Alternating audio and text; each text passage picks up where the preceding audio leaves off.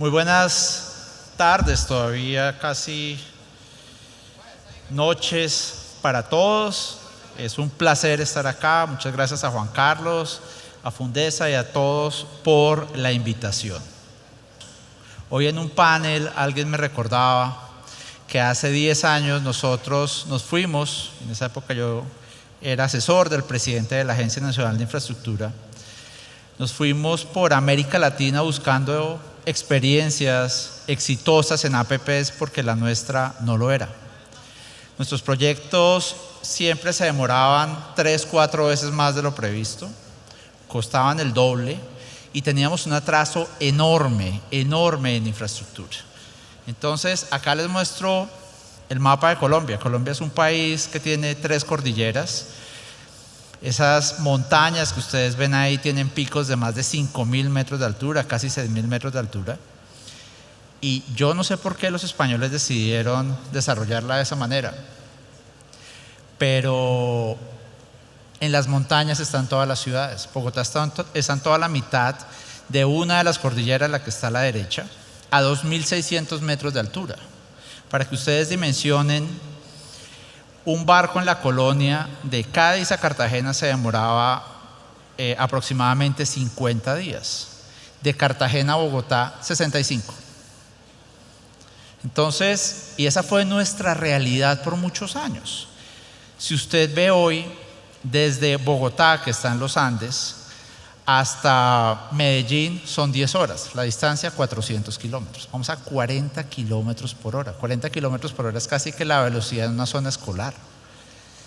De Medellín a Cali son 420 kilómetros. Ese recorrido se hace aproximadamente en unas 12 horas. De Medellín a Cartagena son unos 600 kilómetros. Ese recorrido se hace más o menos en unas 12-14 horas. ¿Qué les quiero decir? Teníamos una infraestructura absolutamente ineficiente. Tenemos 52 millones de personas. De esos 52 millones de personas, 37 habitan en las montañas. Del PIB de Colombia, que es 1.5 billones de pesos, algo así como 400 mil millones de dólares, 1.18, es decir, casi el 80% se produce en las montañas. Entonces, ¿qué es lo que hace? Llevar hoy, y eso sigue siendo desafortunadamente realidad, pero se va a superar muy rápido, un contenedor de Bogotá a Buenaventura, nuestro principal puerto en el Pacífico, cuesta más que mover ese contenedor de Buenaventura hasta la China. Ese es el grado de retraso que nosotros tenemos en infraestructura de Colombia. Ha sido un atraso histórico. ¿Qué era lo que teníamos antes? Lo que está a la izquierda. ¿Qué es lo que hemos logrado construir? Lo que está a la derecha. Parece un país diferente. Ese viaducto que ustedes ven ahí se ve pequeño. La altura de los pilotes es 120 metros, un edificio de 40 pisos. La longitud son 500 metros. Nunca habíamos hecho algo así en Colombia. La carretera antigua, para que ustedes vean la foto de la derecha, es la línea grisecita que va detrás del río. Esa era la carretera antigua y teníamos que dar una vuelta que podía hacer unos 45 minutos en un recorrido que usted ahora hace en 5 minutos. Y volviendo un segundo a nuestro mapa, después de nuestro programa de infraestructura, que realmente está compuesto por 2 patas, 4G y 5G. 4G es más o menos unos 25 mil millones de dólares en inversión de CAPEX, solamente obra, y otro tanto en operación y mantenimiento, y 5G es más o menos de la misma proporción.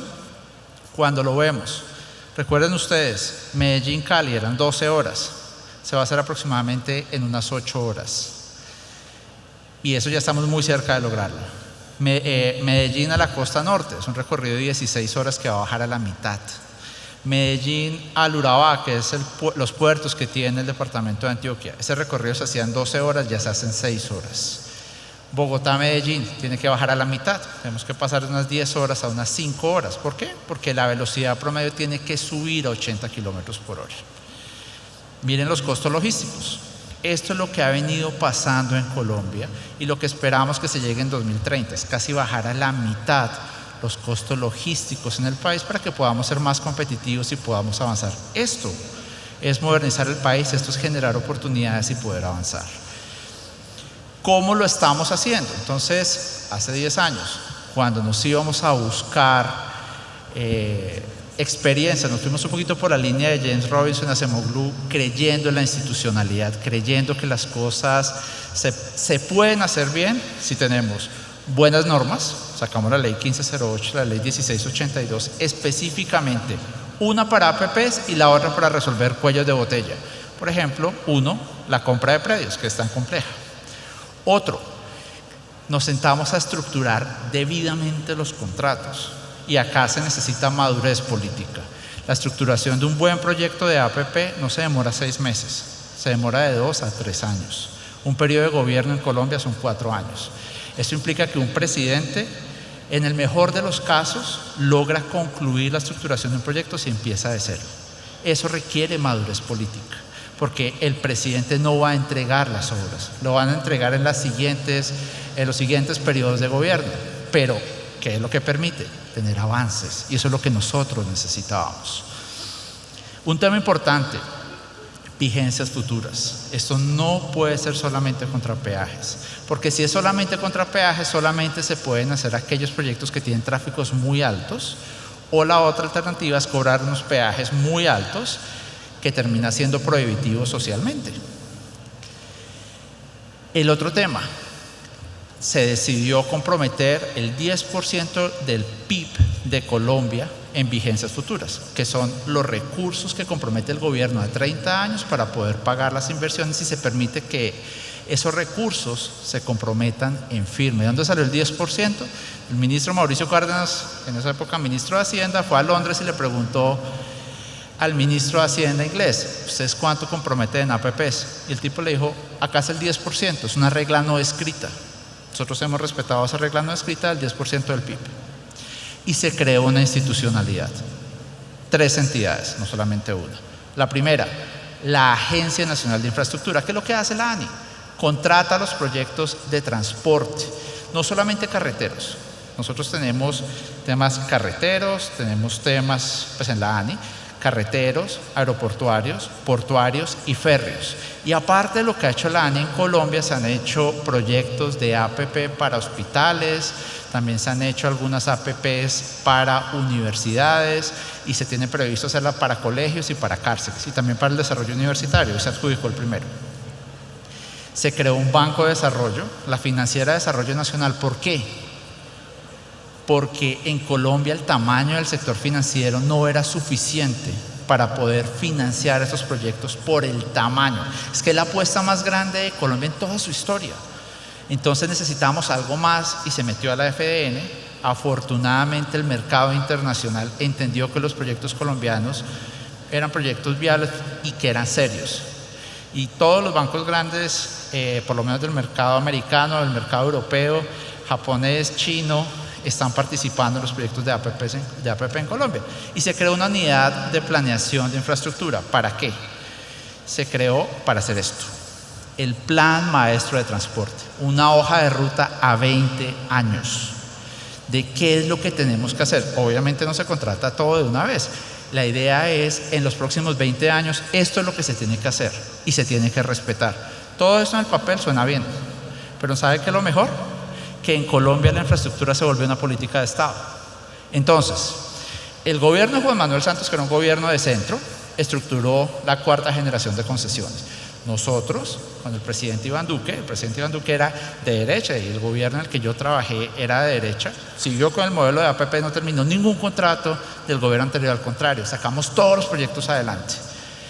Y el nuevo gobierno de Gustavo Petro, que había como expectativa que pasaba, no solamente lo apoyó. Ahorita les muestro el plan de infraestructura a través de APPs que se diseñó. Esto es madurez institucional. Esto es lograr construir sobre lo construido. Esto es lograr avanzar. Yo creo que ese es el camino si queremos que nuestros países que tienen una serie de eficiencias puedan avanzar. Muy rápido. ¿En qué consisten las APP? En nuestro caso, les voy a señalar unos elementos básicos. El primero, tenemos un gran proyecto que se divide en unidades funcionales, más o menos son 5 por proyecto, entonces tenemos 5 proyectos pequeños dentro de cada proyecto. ¿Por qué esto es relevante? Porque solamente pagamos cuando las obras se hagan. Entonces, ¿qué corregimos? Antes las obras se demoraban el doble del tiempo. Ahora se están entregando antes del plazo previsto contractualmente. Eso en Colombia por lo menos nunca se había visto. El segundo, tenemos una minuta estandarizada del contrato de concesión. ¿Por qué? Pues porque es mucho más fácil obtener la financiación. Ya después de que los bancos han estudiado una minuta de contrato de concesión a fondo y la conocen, si llega el siguiente sponsor a buscar financiación, los bancos ya saben en qué consisten los proyectos y cuáles son las condiciones. Tenemos unas condiciones muy claras de fuerzas mayores, los recursos se manejan con patrimonios autónomos. Tenemos un esquema muy claro de riesgos, de retención y transferencia de riesgos. ¿Esto qué ha permitido? Mire, nosotros en 4G, solamente en CAPEX, las inversiones en capital, 25.000 millones de dólares, 29 proyectos de concesión. Ya en este momento tenemos más de 20 proyectos por encima del 90%. ¿Sabe cuántos son los sobrecostos de eso? Cero, porque se transfirieron los riesgos. Y los riesgos se transfirieron de una manera clara. Ahora, se necesita una entidad robusta que esté en capacidad de poder defenderse adecuadamente en los tribunales, no haciendo arbitrariedades en derecho. Y afortunadamente la tasa de éxito de la ANI en los tribunales de arbitramiento, nacionales e internacionales, esto no es justicia ordinaria, tribunales de arbitramiento, ha sido muy alta. Entonces, este es el programa de 4G. Fíjense que es una apuesta grande por cambiar todo el país. Cuando nosotros llegamos en el gobierno del presidente Duque, encontramos esto. Eso es lo que estaba funcionando. Lo dejamos así. 29 proyectos de 29 proyectos andando. Tenemos un porcentaje de ejecución cuando salimos del 75% y así llegando al 80%. Tenemos un avance en infraestructura que en Colombia nunca se había dado. Y acá me gusta parafrasear a Mauricio Cárdenas, el ministro de Hacienda, de Juan Manuel Santos, hablando de lo que se había logrado en infraestructura en el gobierno Santos y en el gobierno Duque, que fue el momento en que publicó el libro. Decía, en 10 años hemos avanzado más que 190 años de historia republicana que tiene Colombia. Y ahora les voy a mostrar de qué les estoy hablando. Mire, este recorrido, esta es la concesión Mar 1. Hace 20 años yo lo hice, se demoraba 6 horas. Hoy se hacen 45 minutos el recorrido, porque construimos una vía totalmente nueva, con estándares altos, con túneles de 5 kilómetros, una cosa distinta. Esta, por ejemplo, es la concesión Mar 2, un recorrido que se hacía en 12 horas, hoy ya se hace en 6 horas. Autopista al río Magdalena, este es un complemento con la siguiente concesión. Este viaducto que ustedes ven a la derecha, que se ve cortico, se ve pequeño, tiene 2 kilómetros de longitud y se construyó para no tener que entrar a un municipio que se llama Puerto Berrío, que es pequeño, tiene unas 15.000 personas. Pero ¿qué es lo que pasa? Nada congestiona más una carretera que tener que entrar a un municipio, porque tiene que bajar la velocidad. Y el otro problema, la accidentalidad se dispara. Los niños siguen jugando en las calles, pasan los camiones y tenemos accidentes desafortunadamente. Por eso es importante sacar las vías de los municipios. Esa vía complementada a esta, conexión norte, que ya está lista, es un corredor nuevo de casi 160 kilómetros. Esas dos vías van a reducir el tiempo de desplazamiento de Medellín a Caucasia de 6 horas a 3 horas. ¿Por qué es importante Caucasia? Es el inicio de la costa norte del país. Pacífico 1, vean ustedes esos viaductos. Ahí tenemos viaductos de kilómetros de longitud y empatan, esa es nuestra nueva estructura carretera, y es atravesamos las montañas en túneles y salimos a viaductos. Nosotros antes bordeábamos las montañas, las superábamos y seguíamos bordeando la ladera. Ahora lo hacemos de una manera diferente. Este recorrido era un recorrido de 3-4 horas. Se hará, todavía no está listo, va a estar listo a final de este año en 45 minutos. Esa es la concesión Pacífico 2, ese fue el viaducto que les comenté, que mide 120 metros de altura. Entra a un par de túneles, cada túnel tiene unos 3,5 kilómetros de longitud y empata a esa vía que ustedes ven ahí a la derecha. Esta vía es completamente nueva, se hizo de cero. Seguimos este túnel de Tesalia. ¿Y qué es lo que pasa? Esta mañana le decía en algún conversatorio que tuve. Todos estos proyectos siempre lo que terminan dando es que cada obra que se hace es la obra más importante que se ha hecho en la región en toda la historia. Por ejemplo, ese túnel. Este túnel es un túnel que no es tan largo, es un túnel de unos 5 kilómetros y es el túnel más largo que se ha hecho en el eje cafetero en toda la historia. Es el túnel de Tesalia. Ahí tenemos una serie de obras complementarias que permiten conectar de una mejor manera al Pacífico colombiano. Vamos a la concesión Bucaramanga-Barranca-Yondó. Bucaramanga es una ciudad de más de 1 millón de personas, la capital del departamento de Santander, y Barrancabermeja es una ciudad de más o menos 500.000 de personas, que es la capital petrolera de Colombia. Colombia no es un país petrolero, es un país con petróleo. Produce más o menos 800.000 barriles. Y el principal centro petrolero es Barrancabermeja. Ese recorrido se hacía en 4 horas, hoy se hace en 1 hora y media, 2 horas. Eso es cambiar la conectividad del país, eso es acercar a la gente, eso es legitimar el rol del Estado, eso es cambiar la forma en la que nosotros entendemos nuestro país. Vean ese viaducto, a mí me encanta, es el viaducto de la Ciénaga de la Virgen. Ese es un proyecto que se hizo sobre un manglar. El tema ambiental era absolutamente retador. Tiene 5 kilómetros de longitud. Al frente del viaducto hay un barrio que se llama... al lado del Hotel Las Américas. Esa es una zona turística. En vacaciones, en diciembre, ir desde el Hotel Las Américas al centro de Cartagena podía ser 1 hora, 1 hora y media. El recorrido no es muy largo, es muy corto al contrario, pero la congestión hacía imposible poder moverse. Muchas veces era más rápido ir caminando. Hoy con esta obra, ese recorrido se hace en 4 minutos. Este es un corredor completamente nuevo, la concesión Honda-Puerto Salgar-Girardot. Esta es la vía Accesos Norte a Bogotá. En Bogotá, todos los accesos a la ciudad, todos están concesionados y en todos estamos teniendo avances importantes. Esta es la autopista norte, que está concesionada desde la calle 245 en adelante. Y nosotros, al finalizar el gobierno, contratamos de la calle 245 hasta la calle 200 para descongestionar totalmente el norte de Bogotá. Ya tenemos autopistas de 5 carriles, ya no tenemos huecos, ya tenemos unas inversiones robustas cuando en Colombia eso no existía.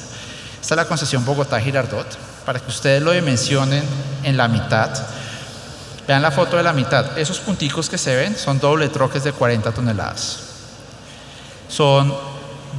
Ahí tenemos taludes de más de 100 metros de altura, 150 metros de altura, y a la derecha, ese recorrido que ustedes ven que se ve corto, son 5 kilómetros. Y vean la izquierda, es cómo quedó el acceso a Bogotá. Esta concesión Antioquia-Bolívar tiene unos 500 kilómetros, una vía espectacular. Cambao-Manizales, Chirajara Fundadora es el proyecto más caro en Colombia, pero no es el más largo. ¿Por qué? Porque construir en montaña es muy complejo, sobre todo nuestras montañas son muy jóvenes. Entonces, si ustedes ven este corredor, ahí tenemos solamente en túneles, en todo el corredor tiene 84 kilómetros, de 86 kilómetros tenemos 16 en túneles, y en viaductos casi unos 40 kilómetros. Vean Girardot-Cajamarca, Neiva-Girardot. Esta a mí me encanta, que es las vías del NUS, y me encanta porque siempre ha sido una obsesión poder cruzar las montañas en el departamento de Antioquia.